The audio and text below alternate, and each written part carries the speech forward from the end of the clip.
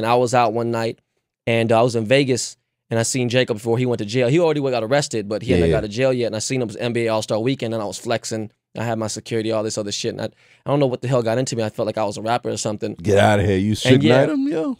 I didn't Suge Knight him, but, you know, basically I kind of gave him a little shoulder, and then he started talking shit, and then he acted like he didn't know me, which was crazy. The thing is, I didn't think he did know me, and then when I walked out, he's like, man, that Ben Baller guy has a big mouth, and I was like, oh, shit, he knows who I am. So, you know, but really, as far as the game is now, there are definitely, you know, a lot of jewelers out there that do their things, but to tell you the truth, I don't know any of their names, and really don't even care to talk about any of them. You get annoyed by crazy by all the artists out there, huh? Oh my God. They call you like everyday discounts, especially black artists, man. Yeah.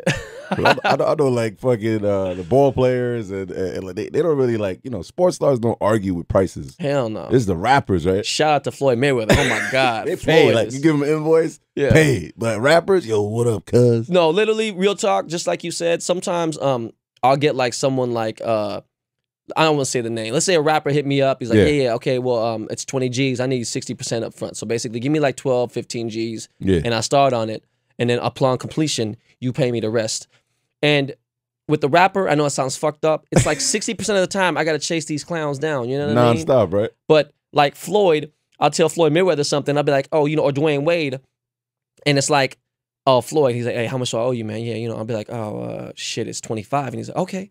And I'm talking literally, he'll have me 25 bands right there. Wow. 2 seconds. And then I feel bad. I'm like, I should have said fucking 35, man, because he did this shit like it was nothing. Earlier this morning, I ran over to the SVU set to see Ice-T because that's my he's the one who put me on. Wow. And he took me under when I was 9 years old. He took me under, was like, you know, basically, and his son is like my godson now. Oh, okay. Wow. So he's been showing me love. So ever since that, everything that has built me today has been from hip hop.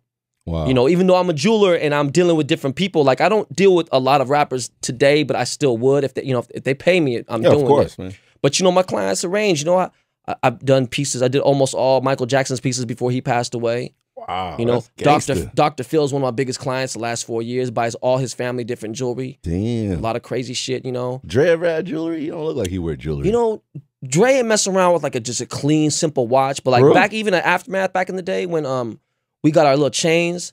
We had like a couple little small A's, like little mushrooms, but he wears some short ass chains. When you told him the price, he was like, hell no. Yeah. Then you got a book coming out anytime soon? You know what? It's funny you said that. Like a picture book, like, you know, with everything. Like I would love to do a coffee table book, but I think my story, just from being, you know, growing up, breakdancing, you know, doing that, whatever, graffiti, you know, going to school, being hated on because I was the only Asian always in my area back in the day. Real? Yeah, real shit. And then you didn't lie and say you were Mexican back then? I'm fucking with you. But man, you know, like that, you know, going into being the first Asian in my university's history to play basketball in college, NCAA, basketball, football. Get the fuck real out shit, of here, you know? What? That's a known thing. And then, you know, coming out and then meeting, you know, actually I met Dre 3 times, and then on the 4th time is when him and Sam Snead, they got my number, and then I just started going to Death Row Studios, started doing cuts and inserts on different records. And so you had to look over a lot of that music. That was crazy, man. Yeah. Where your hard drive at? You got old shit that Dre? I have at least, Dre, don't even get mad. I have like probably 98 songs that never made it from the firm out. Hell yeah. Yo, we coming out with our own joint now.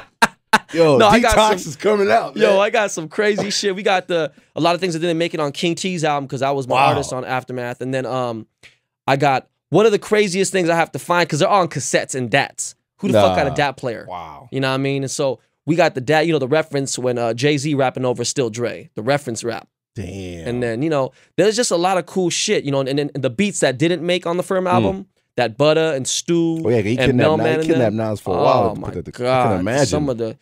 Some of the beats on there, the shit that just the freestyles with Nature and everybody and just shit that never got, I mean, there's so many tracks. And like, when I was working on Hitman's album, you know, Dre made a beat like in 30 seconds. Like, it was like crazy. No, I'm sorry, 30 minutes. Made 30 beats in 30 minutes. Oh, I was about to say, I was like, hell no. And then, seconds, man. Yeah, no, and then Hit got the beat, and then things happened, whatever, and then ended up going on it was the Gunshot beat, and it went on 50's album, track number 8, I think, on 50's first record.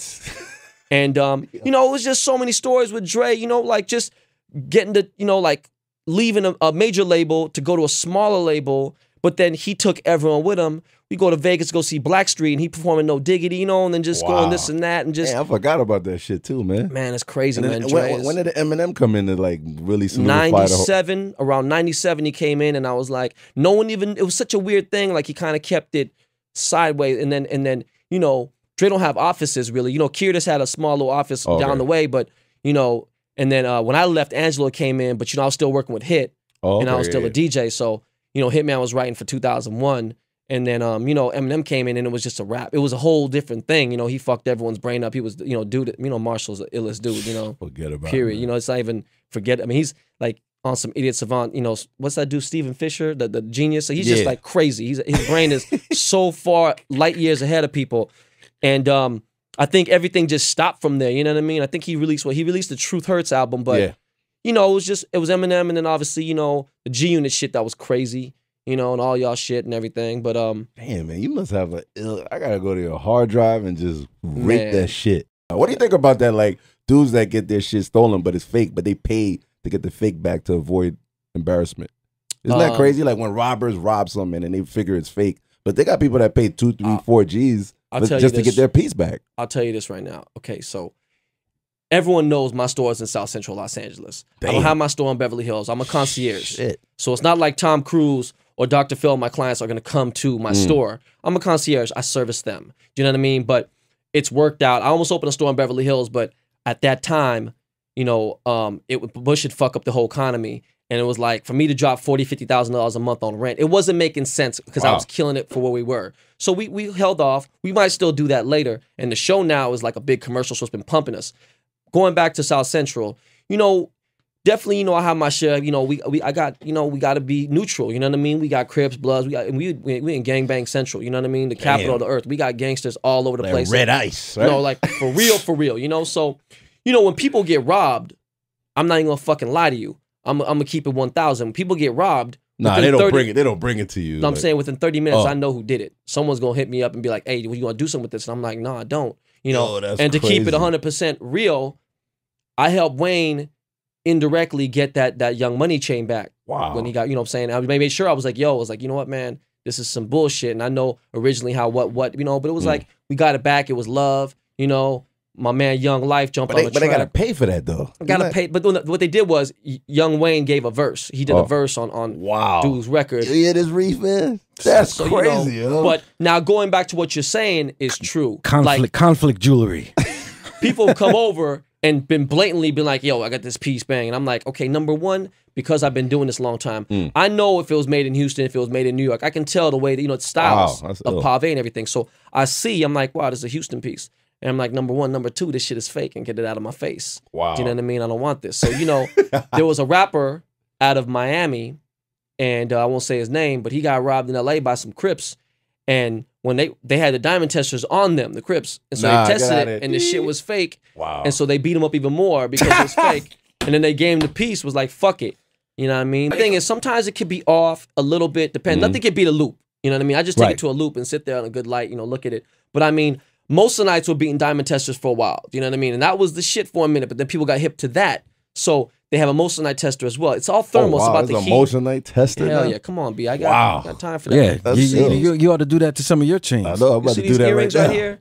See the earrings? I can't have people, you know, shine on be that like, bitch, but man. anything bigger than a carat though, from my eyes are bad, but anything from like when you're sitting, I'm gonna be able to see if it's fake or not. And I just don't say anything like, wow, that's you know, and it's just a trip. You know, some people say, hey man, how can you walk around with all that jewelry, blah blah. You see me? I mean, I wear a couple things, but I'm not really rocking. Yeah, but you chilling right there. You got let me see, good 130 on just one arm. About 200. See. Speaking of full of shit, how about the fake ring that what's the name got? Khalees. The fake wedding ring. Jacob. You heard about it. That was big. That was big news. That was big, though. Did Jacob get tricked or what was that? You know, honestly, I wish I knew the exact story. Nas is one of my clients. You know, I made Nas's big end chain, made a bracelet for him, made a couple things. Wow, that's ill. We talked about a couple things with Nas and you know, really at the end of the day, let me keep it real.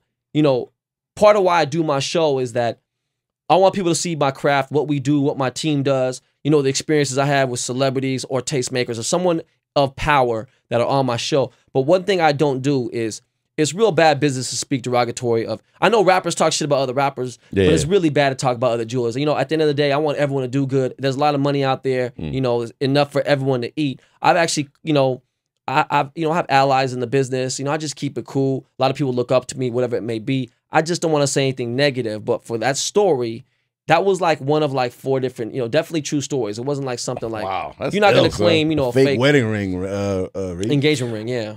And that's not the only fake thing I heard that may have come out of that certain establishment. You know. Damn, man. Where is that big ass S chain? That gigantic S chain? Oh, the SB. Oh, I have it at home. I don't wear it because it be cutting my navel and shit. You know, I be having like cuts on my navel. Oh man, I don't know, my ribs and all that. You know what I'm saying? Well, from tucking it. Oh, no, you know, I tuck that shit. Diamonds for sex. Is that the norm for jewelers? Not you, because you a nice guy, but is that the norm out there? Do girls really give head for like jewelry?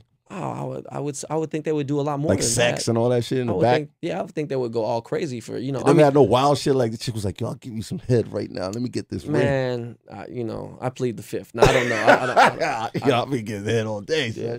Right? I don't listen. He said every other city I go. Well, Nate would always singing that. R.I.P. Rest in peace, Nate. Rest in peace, Pac. Those were both my dudes. That's ill. But let's go back to this. I was with Biggie a week before he got killed. Wow. I go in the studio. We're at this place called NRG Studios. Him and Little Caesar's there.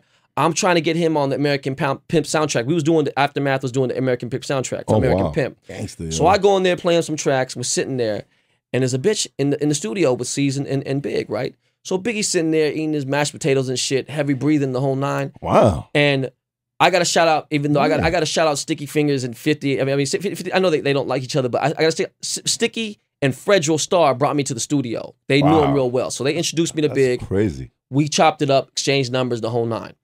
So the chick in there, she was in there massaging his leg, Biggie's leg, the whole 9, whatever. So a couple weeks pass. I'm with Sticky Fingers in the studio. He's doing a track for American Pimp soundtrack, okay?